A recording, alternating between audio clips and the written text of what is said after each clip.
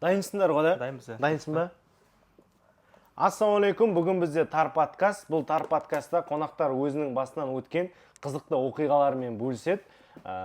Өзінің немесе өзінің досының басынан өткен қызықты оқиғаларымен де бөліседі. Өзгенің да? Өзгенің, иә. Өзгенің. Өтірік айтуға болмайды, бірақ Нұрболат өтірік айтуға Неге болмайды. болмайды? Сен кімдікін айтасың басқа? Досыңның, мысалы мен Есеттің бір историясын айтып қоятын шығармын. Мен өзімдікін өзім айтамын. Өзім айтамын өзімдікін. Сен неге айтпайсың? Менікі уже брондалып тұр. Мен оң жағымда отырған кеантырды. Диджей. Оларда видеограф, контент мейкер деп айтуға келеді ғой да? Иә, мен шы. Нұрболат дейтін бауырымыз. Шапақтамайыңыз да? Назарсың. Сосын сол жағымда отырған өзімнің бала кезден өсіп кеткен досым, клипмейкер, видеограф, неше түрлі мықты клиптарды, дүнияларды түсіріп жүрген Есет дейтін бауырым. Ассалаумағалейкум. Уалейкум ассалам. Не хабарлар болып жатыр өзінде? Тыныш. Сол сенің подкастың үшін специально Нұрболат екеуміз хабарласып келейік деп шештік, потому что осыған дейін түсірген қонақтардың бәрін көрдік. Жақсы. Сол бізде қонақ болайық деп саған кішкене. Сен абыройыңды көтеріп, сен біздің абыройымызды көтеріп. Жоқ. Сенде не хабар болып жатыр, Нұрболат? Не істеп жатырсың ауылда? Маса көп екен, кстати, Құлсарда. Особенно микрорайонда. Жаңбырдан көп бола ма? Жоқ, в целом алдында келгелі бері маса талап жатыр да, короче. Мен ойлаймын да, мен қолым, аяғым бәрі жара-жара да, короче.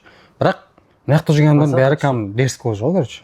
Маса үйреніп қалған, соны байқаймын да, біз местныйларға тиіспейдік. Айтпақшы, картинкалар өзгерді, потому что қасында екі видеограф барлық өздері. Біз енді өзіміз видео салатын адам болғасын, Бағдаттың картинасына қалай солай кішкене әсер берейік деп ойладық, короче. Солай емес пе да? Енді просто так игнорить ету қате. Ертең мысалы музыканттар келсе, или звукачтар келсе, сенің звугыңды ұстап береді мысалы, да? Может. Енді мен боқтауға болмайды сосын, боқтауға болады, қитсайым, либо өзің боқтай беремін. Біз негізі боғауызға қарсымыз негізі. Онда боқтама, Короче, шын әңгіме ету керек, ладно. Короче, так, Нұрболат болмыздан бастасақ. Екінші рет келіп отырсың ғой сен бізге, да? Екі? Бірінші рет келген жоқсың ба сен, Нұрғиса екеуі? Жоқ, ол просто қараған ғой, келіп. Келген жоқпын. Түспеген ғой. Сен бірінші рет келіп отырсың ба не? Нұрғисамен кім келді сонда? Нұрғиса өзі қасына тағы Нұрғиса дейтін біреуді алып қойған ғой енді. Менікі қатты қызықты болмаса да, қысқа да әйтеуір бастап беруге. Мына технодомның ішінде ярмаркаде ораза кезі, бірақ оразаның аузы ашқан кезі уже. Сағат кешке қарай мағриптан кейін ғой, короче. И 3-4 бала кассада тұр, кассада адам талпа. Сушак алып жатыр, анау-мынау, содан кейін тұрды. Бір кассадегі бала сушакты алып алды да, ішейін деп жатты да. Мына жаққа қарап қалады, кассаның андай жерінде бір қыздар тұр, короче, хиджап киіп алған. Анау бала автоматически не істейді? Қандай образға кетіп қалады? Ассалаумағалейкум. Сондай образға кіріп кетті де, отырып ішіп жатыр ғой сушакты. Жақсы отырып ішті, бірақ сол қолмен ішіп жатыр, короче. Андайма күнде тұрып ішіп еді сол кезде. Вот мен әдейі қысқа айтып тұрмын ғой сондай. Ана жерде отырды, бірақ сол қолмен ішіп жатыр да, короче. Сол кезде ол кімді алдағысы келді деп ойлап қалдым да мен. Менде күшті историялар бар, саған специально дайындап келдім, мен есіме түсіріп, бұрынғылардың бәрін. Короче, бірінші қаттысынан бастайын бер, Қаттысынан бастайын. Жыртып жіберетінен бастайын, Баня ма? Камера сөйлегендерін кайф. Көбісі білмейді негізі, мен 2016 жылдан бастап 17-ге дейін бір жыл армияда болдым ғой. Сол армияда болған кезде. Сол кезде Есеттің звондағандағы бірінші айтқан әңгімесі келмей қой деген әңгіме болды. Сосын тиын бар ма дейді. Короче, армияда 30 солдатпыз ғой енді. Бізде андай ғой понятие. Енді басқа армияларда білмеймін қандай екен. Бізде 30 солдатты баняға келеді де, короче, бірге тығып жібереді ғой бәрін. Голый, короче. Андай жоқ, қыздар жоқ, там жаңағыдай сауна емес, ол андай есік алдында ресепшн болмайды, короче. Полный голый 30 баланы тығып жібереді, есікті жауып тастайды, и 30 бала жуынып бірге шығады, короче. Голый ғана, трус едім жоқ. Иә. Полный голый, короче. Ол жақта енді балдар ғой кілең, ер адамдар жаңағыдай. Енді қара, сондай темамен мен 2017-те келдім, и мен сол нәрсеге үйреніп қалғанмын ғой енді. Біз апта сайын баняға барамыз, и голый түсеміз. Соны үйреніп қалдым. Содан армияға келгеннен кейін мен анда баняға деген кішкене андай болады бір отвращение ма қалай? Армиядан келгеннен кейін баня. Сағынбайсың баняны да? жоқ құрсын сағынған дейсіз болып жүрген сағынасың сонда мен ағытып короче сол келгеннен кейін кішкене андай отвращение болып қалды да армияға баруға баняға деген. иә баняға то есть баняға барғым келмейді біреу шақырса андай қашқақтаймын короче максимально короче иә сондай бар екен кәдімгідір сондай ана барғысы келмейді барғым келмейді дейді на самом деле жар жағында бір травма бар екен көбісінің короче 2021 жылы енді қара неше жыл өтті 4 жыл өтті да Бізбен отыр ма? 2000 вот сөйлесің Жалғыз естіп отырсың ба елестетіп отырсың ба голый армияда қара. жүрді ма? Сенде ондай жоқ па? қара 2017-те келдім содан бері 2021-ге дейін неге бармаймын ғой баняға бармаймын ғой короче шын менің картина елестеп жатыр ма картина елестеп жатыр ма 21-де данияр бекжанов дейтін брат деп шошып кетті данияр бекжанов деген ямаса ғой данияр бекжанов деген братанның сериалын түсіреміз білесіңдер ма данияр Иә, бекжанов білем ғой, мен және тый ғой. иә сол сериалды алматыдағысын түсіремін ғой мен короче соны түсіріп болғаннан кейін енді мен шаруам бәрі бітті съемочный командада мен сосын тағы бір екі бала бар короче звук жазатын бала анау и короче түсіріп болғанбыз содан кейін жаңағы мен және тыйдың спонсор бар өздерінің жаңағыдай сериалға ақша бөлген солар в общем бізді жаңағыдай қонақтап баняға шақырады ғой мен как всегда жаңағыдай айтамын братан мен барғым келмейді анау деп қашқақтаймын ол оказывается бүткіл адам шақырған ғой енді бәрін шақырғанда мен ғана қатысты адамдардың бәрін шақырған мен келмеймін деп тұрмын да и тұрады да короче құрсын есет басын сен жалғыз сүйір жаңағы түсірген адамсың енді келші все-таки деп шақырады мен келсем дегенге дейін олардың бәрі уже кіріп кеткен ғой баня ішіне мен ладно дедім мен бір кезде енді барғым келмей тұр негізі бардым сосын короче андай общий баня сияқты нәрсе ғой общий баня дегенде короче жаңағыдай общийлау бірақ сәл виптау ғой премиумдау короче кіреміз кіргеннен кейін мен өзім келдім ғой бәрі іште енді картина мына жерден бастап елестетіңдер короче қара ресепшннан кірдім осындай деді сосын барып раздевалкадан өтесің потом ары қарай баняға кіресің иә мен раздевалкаға келемін де мен армиядағы болдым ғой соңғы рет армияда полный вжук деп шешініп тастаймын ғой короче полный шешініп тастаймын да не орамал алмаймын қолыма не ар ұятым бәрін тастап кетемін ғой короче содан короче тұрамын да общий зал ғой соған кіріп барсам бәрі бүйтіп бұттарына не орап терісіп отыр да мен соны прикинь мен соны ана жерге барғанға дейін түсінген жоқпын ғой голый кіріп барып бәрі қарайды бір 500 метр жүріп тұрған шығармын ана жерде бәрі қарап отыр да жүріп келдім де данияр братты тауып алдым сол тағалпан арасын соған қарай жүріп келдім де жақындаған кезде барып осознать еттім ғой мен мен неге голый келатырмын дейді түсіндің да сөйтіп барамын данияр брат дейтін жыртып кетіп тастады да жап шешті да болатын сол кезден бастап түсіндім что оказывается адамдар осылай жауып жүреді екен сен сонда армияға дейін баня барған жоқ тек армияда бардың иә осындай история бар қысқаша еще андай болған ғой короче толпа жиналып отырған ғой әңгіме айтып бұл тұтқи жолдан бүйтіп оң жағына андай ғой мен кірген кезде бәрі осылай тізіліп отты деймін еще бәрі маған қарап отты ғой мен келгенге дейін мынау кетқанда ойлап кетқан ғой еба не болып қалды маған что не то деген сияқты неге қарап отыр деген сияқты осындай история болды қызықты ма негізі өмірім қызық емес пе сонда там история таба алмадым любой айтып жүрші келіншегімен болған бір приколдар болады по-любому бір неге реклама айтып тұратын дедім алматыда айтқан жоқсың прикол жасап кетті ғой маған ал деп клей сондай заказдар түсіп кетсе істейсің деп есіме түсті қандай айтшы менде де болды ондай болды міне серьезно уаллахи күйчі неге айтпайсың маған айтпайсың ондайларды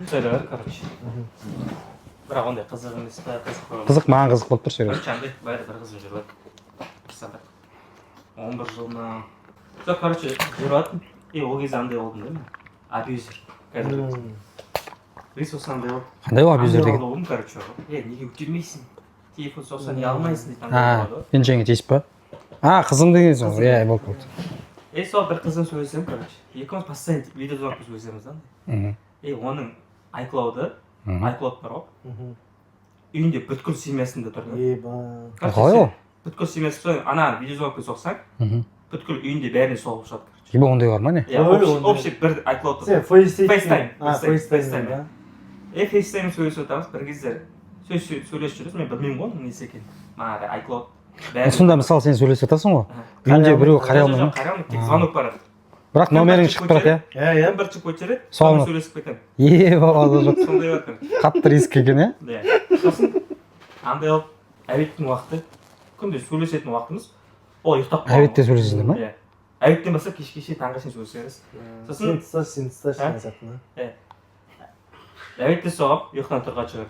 Сосын телефон соғып көтермейді. Сонда әбет кеше Басым келеді, типа андай бар, жындан андай несің ғой баяғы кезде. Районский алуғасын. Бать не көтермейсің деген сияқты әңгіме айтады. Сосын соғам 10 рет па соғам. 15-ші күні 12-ші рет па соғып жатқанда өзім туған ағасы алады. Еще мен ана қарап отырып, уже басып соға беремін ғой, короче. Мен несін қарамаймын. До конца.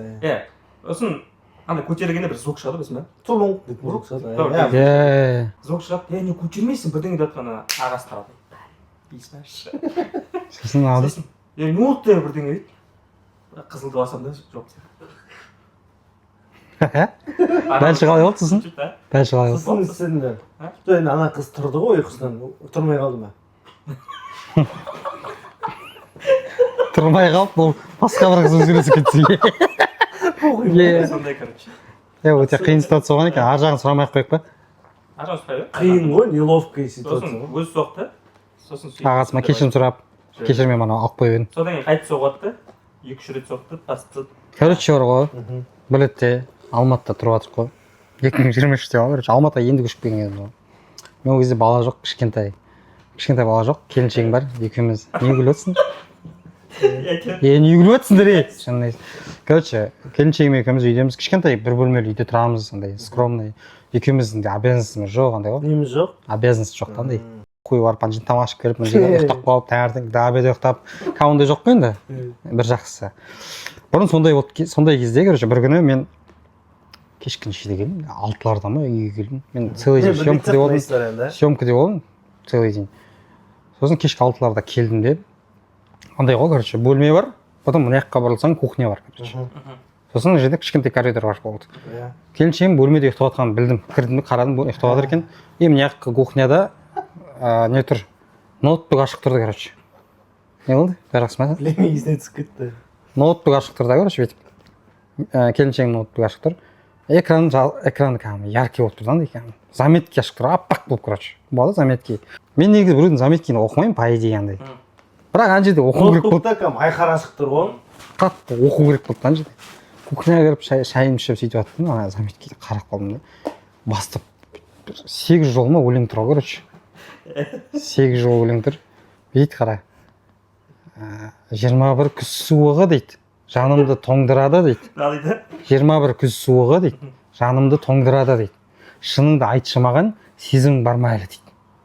Келіншегің ана тексті жазған. Жазған ғой. Сен де өзі андай ой кетіп қалады ғой. Мен басым кетіп жатыр, короче. 2021 жылы біріміз сөйлескен ба не сонда да. Мен онымен 20-дан бері сөйлесіп жүрмін ғой. Шыныңды айтшы маған, сезімің бар ма әлі деген. Қалай ол? Деп, короче, әйелімді оятып, екеуміз кәдімгі жиналыс жасадық та. Допрос. Мен кәдімгі Допрос істейсің. Жан, не ма? Деп андай естіп бастадым. Қалай сонда сен біреуді ұмыта алмайсың ба деген сияқты. Сөйтіп бастасам, ол оказывается Садрадиннің өлеңі болып шығады ғой, короче. Ол, короче, келіншегі видео кавер түсіріп, соның дайындалатын тексті болу, короче. Но соны көріп қалып, үйде байбалам салып жүр екен. Содан кейін барып Садрадинді. Содан кейін Садрадинді тыңдаймын. Садрадин жақсы жігіт ғой. Үйде айтқан жоқ сол маған сен бар. Камераға басқан кетесің ғой. Иә, сол екен ол. Жақсы жігіт қой, серьезно айтып тұрмын маған. Сол сондай история болып қалды бізде. Мен 2011 жылы 9 тұрдым. Иә де. Соң оқуға түсемін ғой, ПСК-ға Атырауға. 2012-де не болады дейтін. Конец света болады дейтін. Естіп педің. Жоқ, конец света деп айтқан жоқ. Айтам саған, ақыр заман деп айтты ғой кезде кәдімгі. Ақыр заман болады деп кәдімгі. Иә, қалай болатын. Мен ақыр заманда былай елестеттім, короче. Жер жабылып кетті. Бір моментте өліп қаламыз, короче, болды деп ойладым, короче. Енді білмеймін, біреулер басқаша ойлаған шығар, может. Короче, 2012 жылы ақыр заман болады деп, бір фильм шықты, короче. Цунами болатын, жер айырылып кететін. Сондай фильм шығады. Мен сол күні сабаққа барамын ғой, короче, прикинь. Содан бір күн бұрын мен кәдімгі қорқып жүремін, короче, ебай. Ақыр заман болса қалай болады деп қалған. Сабақ болып. И, короче, сол болатын күні таңертең сабақ оқимын мен. Таңертең оқимын, короче. Таңертең обедке дейін оқысымен сондай. Таңертең сабаққа отырмын да. Аспанға қараймын, ай тұр андай. Ақыр заман болайын тұрған сияқты болып тұр маған, как будто. Самоушение қылып. Иә. И мен мынандай нәрсеге дейін миым жетті осы кезде. Апайға звондадым ғой. Апай бүгін ақырзам болады екен ғой, мен үйге бара берейін ба деп. Апай ғой, сен басын сайма деді ғой. Сен басын сайма деді. Сол күні 20 адам сабақ келмей қалды. Біз өлігіміз келетіндер сабаққа келдік. Өлгісі келмейтіндер үйінде қалыпты. Короче, баяғыда 2023-те андай Құлсарда үкіметтің несі бар, жарысы бар. И мана неден бір журнал. Жарыстан. Короче, сол бумен камера өшіп кетемін. Мен типа бәрін бітіріп тастадым деген сияқты. Потологына жетіп тастадым деген сияқты. 22-де мен неде Маза жоқ. мешітте жүрдім. 22-де ме? Скипка. Қолымда не бар, жай намаз бар.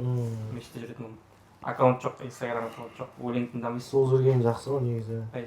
В общем, сол бумен алында Алматыға жиналамын үшін. Алматы мешітіне ме? Мынаны отписать екеуміз. Сөйтейік. Сосын камера алдым. Мен камера есеттен оқыдым. Есет үйретті деді. Сосын есет бір офиске шақырып. Офис. Балдармен жалдап отырмын. Офисте андай сол Алматыда жүрген операторлар, режиссерлар, видеограф, дизайнерлер. Үшін сол салада өзінің күнін көрсетіп жүрген болды. Бірақ ана офиске кіргенде мен мықтымын деген сияқты болып бардым. Айтыңдаршы деп қандай. Ана офисте аймақ тұр. Аймақта бәрі жұмыстарын көрсетіп отыр. И былай бір қарадым. Біреудің клиптерін көрсетіп отыр. Мықты түсірген ана. Шизаға, Белучиға. Андай просто так қарап, картинасын қарап отыр ма деп ойлап қалдым ғой. Оказывается, сол балдар Өздерінің жұмысы екен. өздері жұмыстары екен. Айтып отыр да, мына астына қара мен түсірдім. Мынаны мен түсірдім. Мына жерде мен оператор болдым. Мына жерде мен режиссер болдым. Ананы мен қарадым да. Деді ғой сол кезінде болады. Бүңкөй түсіп кеттім, короче. Анадан кейін еще видео түсіруге жалаң етіп қалдым. Еще Алматыға кетіп тұр ғой. Сағым келеді, Алматыға кетіп тұрмын. Бірдеңе түсіріп бастан келді, ана 15 бала мен жан-жағына қарап тұрған сияқты болған. Комплекста андай. На самом деле оларға похуй негізі по идее. Олар білмейді жалпы мен түсіріп жатқанымды. Короче, мына жерде алатын бір үлкен сабақ бар достар. В общем, бастап жатқан мобилографтар, жаңағыдай видеографтар Нұрболаттың қателігін қайталамаңдар. 2 ай өтті. Тым салған. Құлсарда іші ме атыраудан? Алматыда жүр. Активисті лап болды. Алматыда іші. Не анаяққа да жарамсың ғой, короче. Неге бана мешітке тықымын?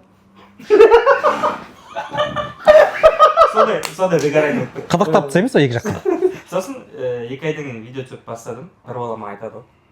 Сен видеоларымды көрдім, мықты екен базар жоқ. Сен мына салаға түсіп кетпейсің деп маған андай бағыт беріп жүрді. Базар жоқ түсіріп келіпсің деп маған айтты да. Мен ана баладан на самом деле күткен жоқпын. Потому что ол профи да өзі. Вообще күткен жоқпын. Подкастыңа береке берсін. Рахмет. Күшті. Тек алға. Ертең келесі бір жылдан кейін келіп ауылға келіп тағы да осылай съемка жасайтын кезде уже 3 Sonyмен уже 3 операторың отырсын осы жерде, құдай бұйырса. Светпен как положено мықты жұмыс жасап, өзің осындай інілерді тартып қасыңа, ақша бөліп, артында спонсорың келіп, мына жерге талас болып жатсың ғой подкасттың. Амин. Сонымен біздің подкаст аяқталды. Қонақтар өзінің басынан өткен қызықты оқиғалармен бөлісті. Сіздерге қызықты болды деп ойлаймын. Осы подкасттың астында күшті комментарий қалдырып, және көп лайк жинаған адамға Есеттің атынан бір урбич, және Нұрболаттың атынан бір урбич. Сонда 2 урбичті бір адам ұтып алады ғой. Сен де урбичтің ба да? Осы 2 урбичті сөйтіп ұтып алуыңызға болады. Сол үшін осы подкастты өзіңіздің сторисіңізге алып кетіңіз, және комментарий жазыңыз. Осы біздің қай история ұнады, соны жазса болады или да? Төменге да? Соны жазса. Или просто Бағдат деп жазып кетсең, тоже вариант. Еще лайк басып кетеміз да, мысалы смело. Мен де басып кетемін өзі. Ал сендерге келгендеріңе рахмет. Оқасы жоқ. Ақшасы Каспийге жібересің ғой, иә? Қанша еді? 2-3 теңге. Енді қонаққа кімді шақырайын, соны комментарияға жазып кетіңіздер. Ал, давайте. Ассалаумағалейкум. Видео секунд жақсы.